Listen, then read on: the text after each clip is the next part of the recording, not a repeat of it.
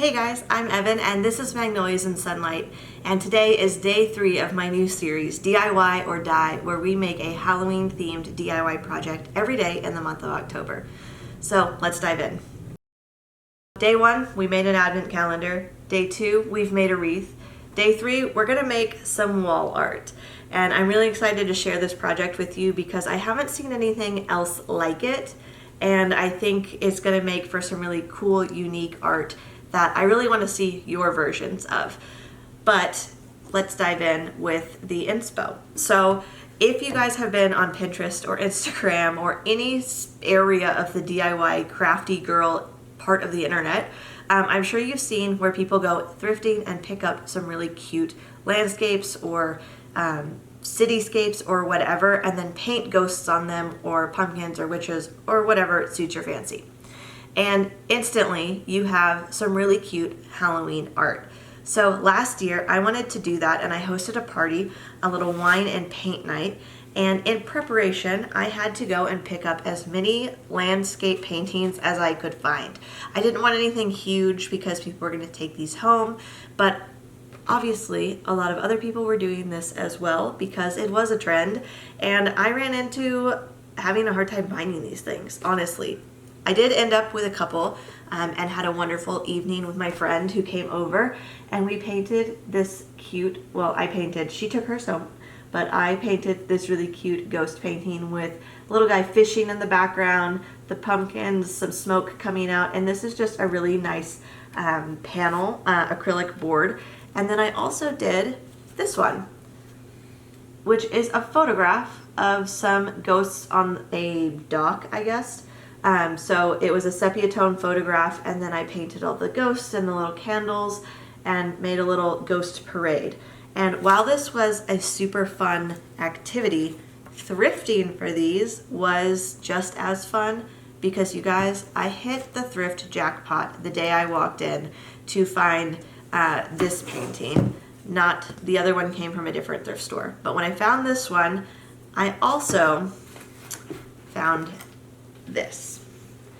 So this is a vintage fiber art piece that is framed in an absolutely beautiful frame with a linen surround, and honestly this frame would match basically everything in my household. So even if I didn't want the middle piece, the frame was like worth I think it was $10. But when I saw this, I instantly thought, what if we made this trend 3D? What if we took the fiber art and added some ghosts to it? Because I really like the paintings that are like the ghosts on the clothesline. I think those are so cute. I'm gonna put a couple of them here on the screen so you can see them. And I thought, what if we did that but with actual fabric? And then we add it to the fiber art and make it like a 3D kind of a situation. I think the perspective is going to be interesting. This works really well in my head, but we're going to do this together. I only have one of these, so I couldn't do a trial run. But like I said, before we get into the supplies list, a few things that I picked up that day as well. A little extra thrift haul, I suppose, because who doesn't love a little extra thrift haul? I think the person who donated this landscape maybe also made this. And this is a kit. I Googled this when I got home. There are other versions of this online. So if you fall in love with it like I did, I think it's just so funny. I was thrifting that day for Halloween decor in addition to all of the little landscape pieces. This one is a little more moth-eaten, so it's not in the best shape. The landscape is immaculate, but I thought for $6 this was too funny to leave behind, and it's just perfect vintage Halloween decor. And I also picked up for, I think it was $4, this moon mirror, which you guys will see in a project coming up. So a little spoiler, we're not trying to give too many spoilers, but maybe some teasers so you can be enticed to come back for more of these DIY projects. So let's dive in with our supplies list. Of course, you're going to need some kind of fiber art. I have this very autumnal landscape, but you could also do any kind of landscape, a cityscape. I also was thinking that like a still life would be cute, and then you could make like little ghosts that are like coming out from behind the apples and the pears on the table, or something along those lines. Maybe a floral, you have like the ghost coming out, or do little like Halloween spiders coming out of the flowers. I just think that would be really cute. There are so many options, and I want to see what you guys make. And so additional supplies other than your main piece, which you're gonna have to go find or order. A lot of these you can find on Etsy, Facebook Marketplace, eBay. If you really want to make this, you don't have to just troll your local thrift stores. You can find something online. Check your local stores first, though. You may be surprised what you could find. And then you're gonna need your sewing kit. So this is just my little like sewing kit that I take from room to room. But you're gonna need some needles, some thread, some sewing scissors. My plan is to try and attach everything we're attaching to this by sewing it on. I don't know how easy that's gonna be, but I don't want to glue directly onto this. Someone spent so much time making this. It's absolutely stunning. And instead of like painting on a piece of mass-produced Hobby Lobby art, this didn't bother me. I don't want to ruin this piece of, hard work, this beautiful piece of fiber art by hot gluing a bunch of stuff to it. So I'm gonna avoid that. To each their own. If it doesn't bother you, it doesn't bother me. You go ahead and glue. It will probably save you a little bit of time. So we have our sewing stuff. We do need some hot glue to help attach the beads to the pieces of fabric.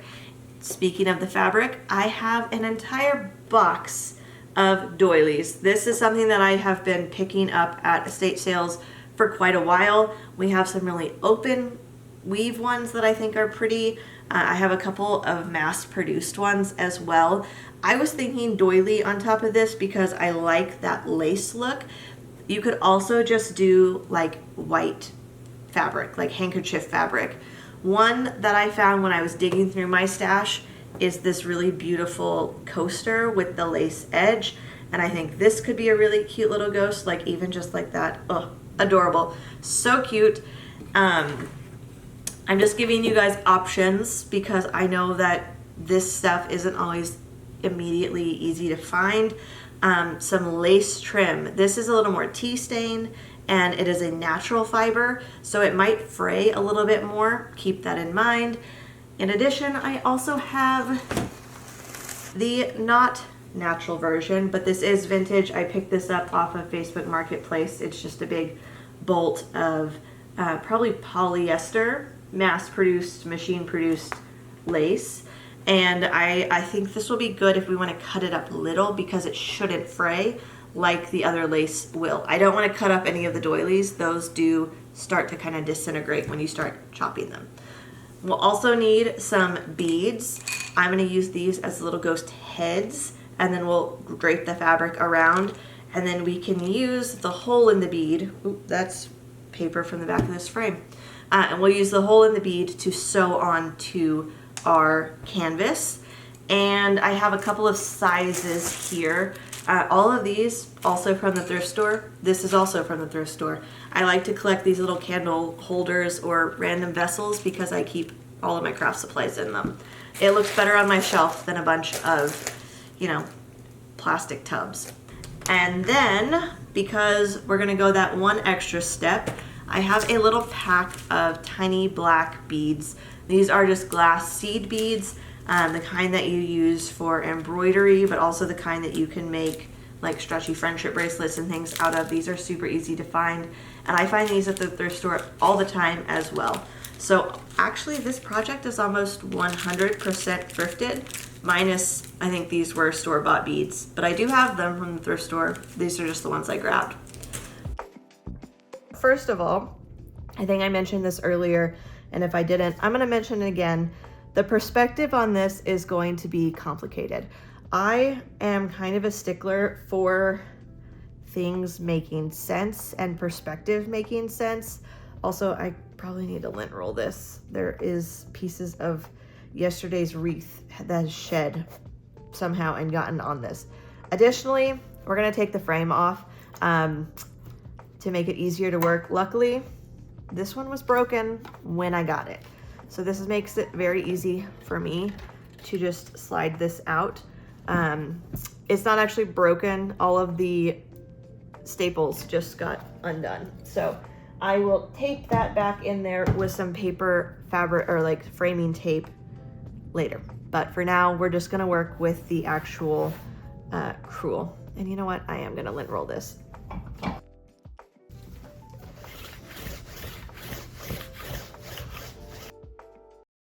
Back to what I was saying, perspective.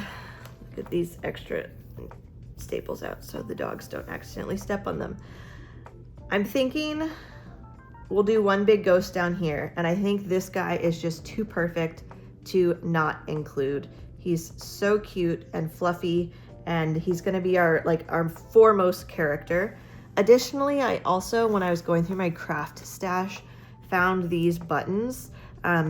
I also make upcycled children's clothing. So these were from that part of my craft room, and I thought they'd be cute, like placed here. This one is too big. It doesn't make sense. I think him coming out of the little cottage from the smokestack is hilarious and adorable. This I might adhere directly to the frame, so because it matches this gray fairly well. That's a little too light.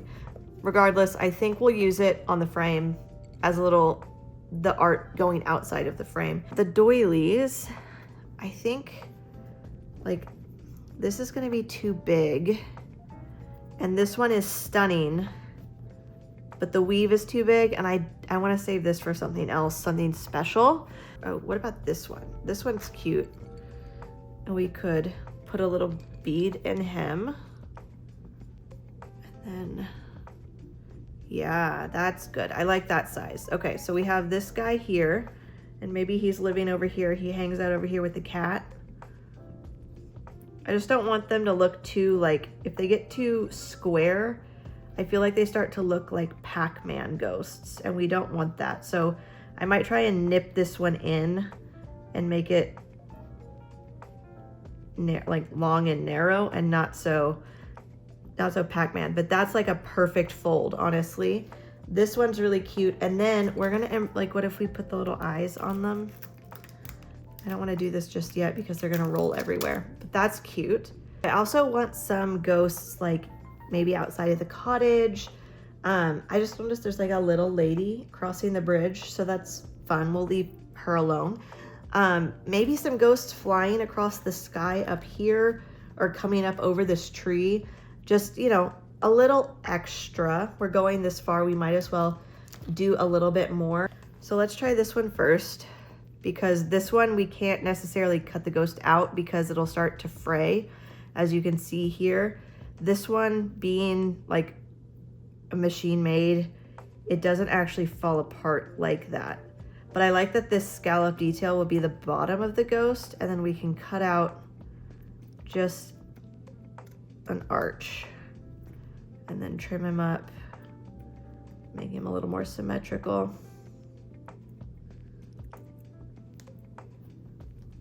So then, like, I think that's really cute.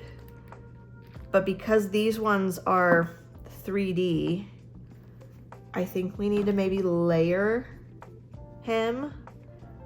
So I cut a few extras out. What if we like layered, or that one's a little too big. Maybe he goes up there for now. All right, so we can just lay this on top and cut out another one.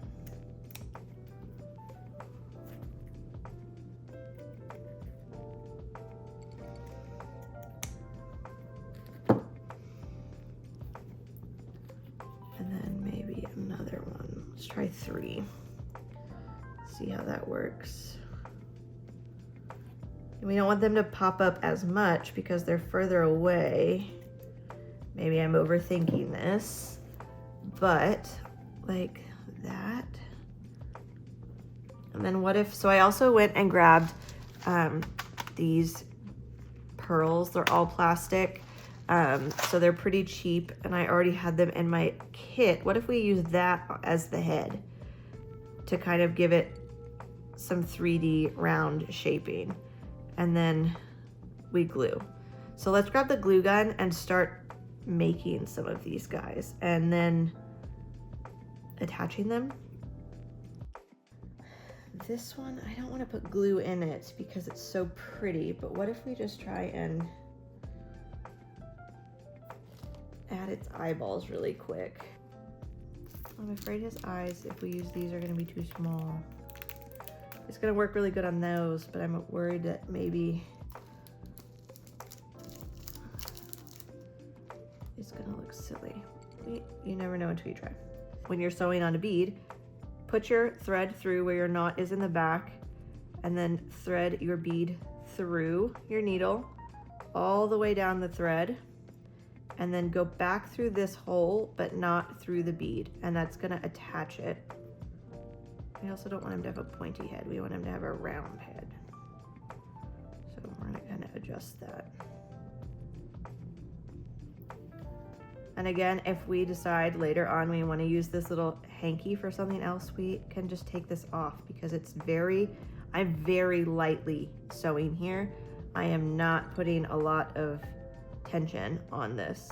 And I think honestly, one stitch should do. Okay, so we're gonna give him a little bit of a face because we want that 3D effect. And then we're gonna just go back through the other side. No need to tie a second knot on this go around.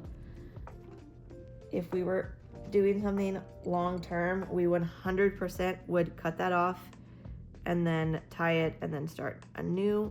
But again, we're not trying to make this last forever. We're just making a cute little ghost. Oh, sometimes your beads are too small for your needle, so try a different bead or a different needle. But since we're already this far, I'm just gonna find a bead that fits.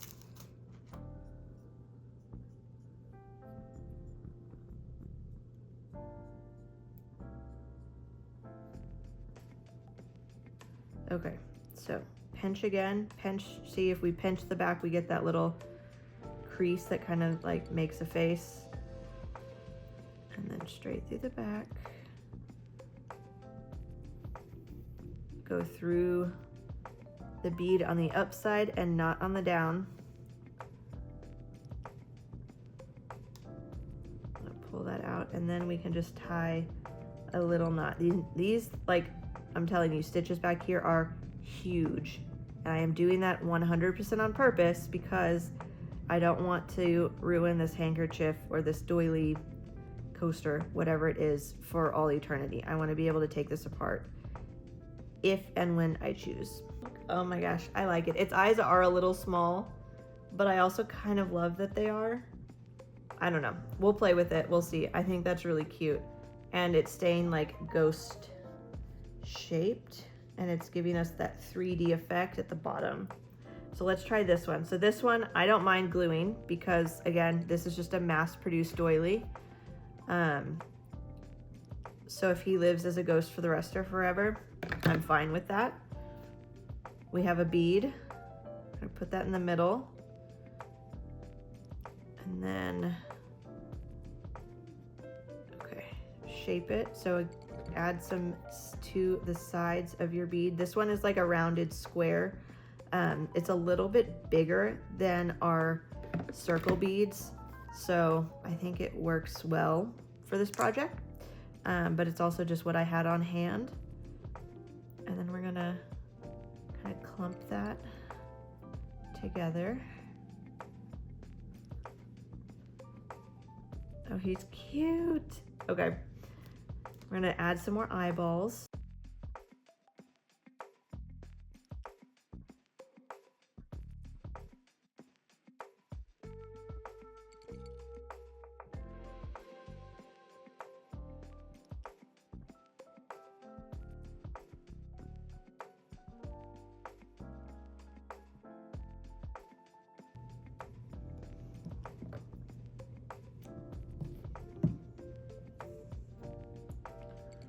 All right, so straighten him back up. No Pac-Man ghosts here. Oh, I'm liking that.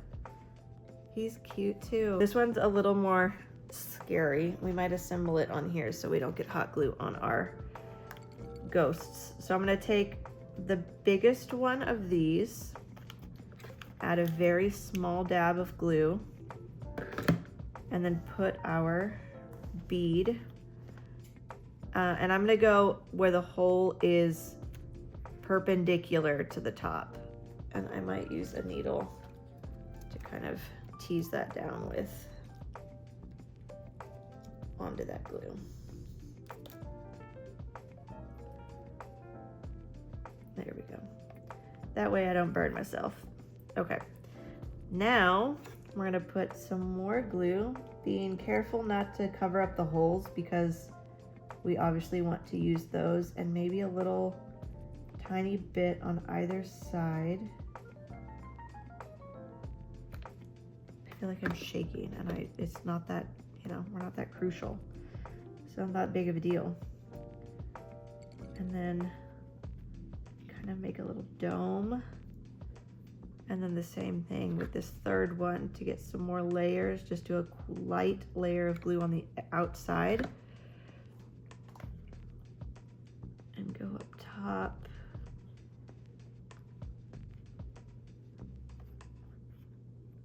Making sure to cover the bead. We want this piece covered up. Did that work? Is she cute? Get rid of all the glue bits. Okay, so if you go there, and then you go there. Oh, does it look like a ghost? I might trim that up a little bit. Again, make him more narrow, less Pac-Man. Oh, shouldn't have done that on my work surface. Fiber art is great. You can just lint roll it. Who knew? Okay, that is too cute. That is freaking adorable. And then for this one, I might as well just glue on the eyes because we've already glued it all together. So I'm gonna take a little dot of glue directly from the glue gun. And then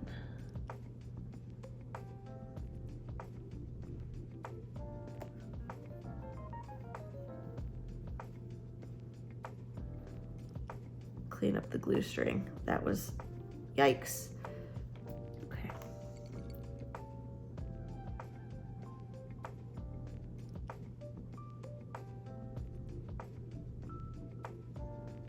Oh no, I lost it. Go back.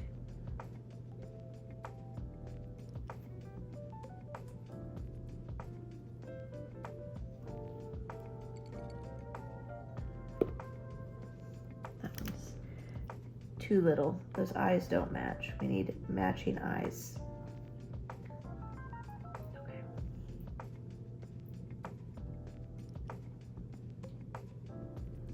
Another thing you could do if you have little black buttons, you could put little button eyes. That could be really cute. Oh my goodness. I love him. He's so cute.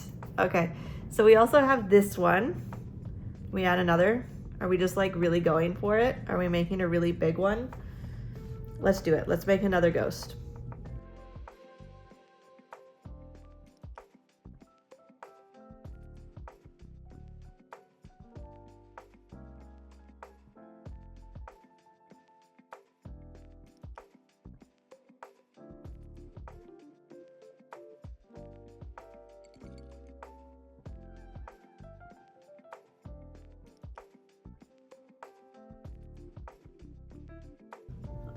You guys, look how cute that is.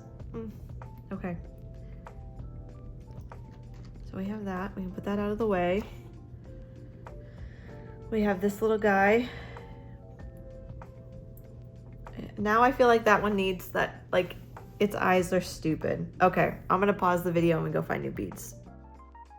We have new beads because these guys, I actually like him. This one needs better eyes. I just can't leave it that way. So again, like I said, I'm glad we did those really loose stitches because we're just gonna pop that off and take this out.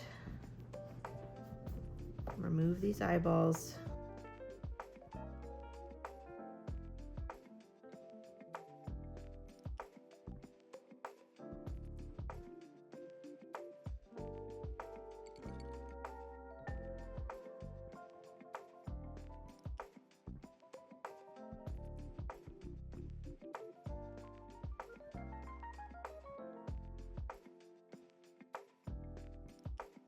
quick minor adjustments.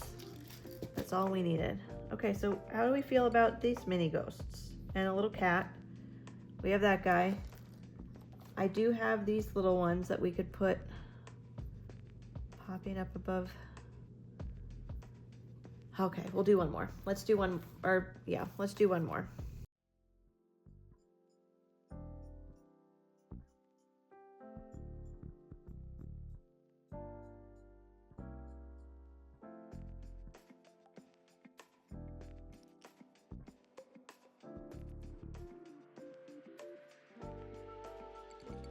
I'm a little bit annoyed because I think the last clip that you saw was changing the eyes on this little ghosty down here. And then I started sewing them on and showing you how to do that. And unfortunately, apparently, my camera is full, or the memory is full, and it was shutting it off. But it took a while to get the actual notification that that's why it was on the fritz. So we are now going to sew this little guy down. I have cut him off twice now because I kept trying to do this. So third time is the charm. And these ones are, the big ones are sewed down, and I'm just gonna leave them. I don't wanna keep tugging them off and adjusting them. But, and this guy's sewed down too. But we still have the buttons because I still think that's like a cute little touch down there that you barely even notice. But it's just fun. I like the little ghost coming out of the chimney, and it's flat, so it kind of gives the illusion that he's far away. And then this morning when I got out to look at this again, because last night was cleaning out my memory,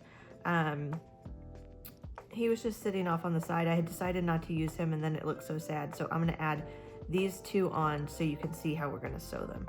So you need thread. I'm using black thread because when it's up against this background, you can barely see it. Normally when you're sewing on something that is white, you would use white thread, but I want our thread to blend into the background. Now, technically, when you are sewing one of these, and I think I've been calling this cross stitch, I realized in the middle of the night that it's needlework, or needlepoint, and I knew that. So that was me being silly earlier. But if you have a needlepoint like this, normally you could sew up through the back and then kind of just attach your little ghosts. However, someone took great care with this one, and it has a very solid cardboard back. So I have to sew across the surface, which isn't that big of a deal. And I'm gonna show you how I'm doing it. If you have something similar where it's like stabilized on a cardboard back, you could get a really sharp needle and push through with a thimble, but I find that this works fairly well. I'm trying to do it so y'all can see. So you're gonna lay your needle flat across the needle point and then push through some of the loops until your needle comes back up, which it's done every time. Third time is apparently not the charm. So push down on this side to create kind of a divot so the needle goes through and back up. And then you can push it through just enough to grab on this end.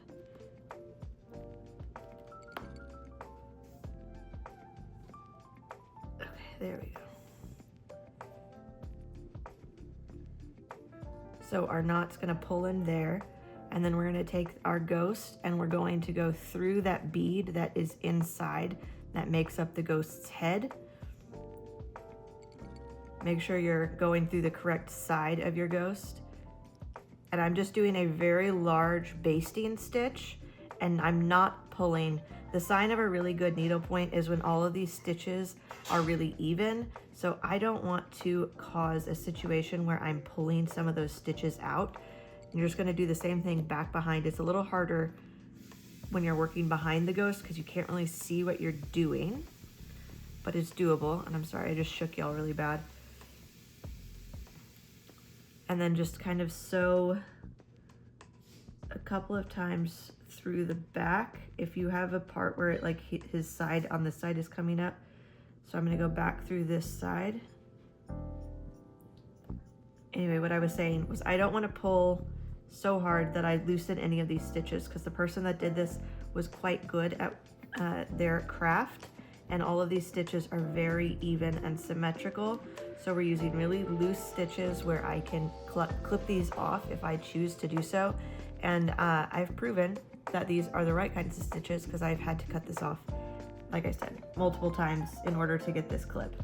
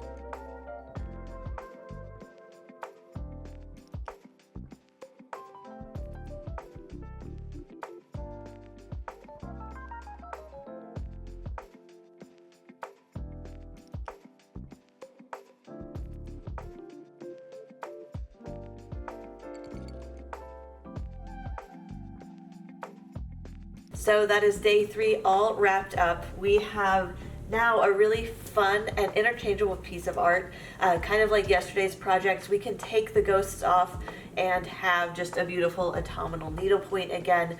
We didn't do anything to alter this original piece in a permanent way. It's perfectly altered for the season, but if we wanted to change that, we absolutely can. I am thrilled that I was able to take this fun little 2D trend and turn it into a cool 3D fiber art project.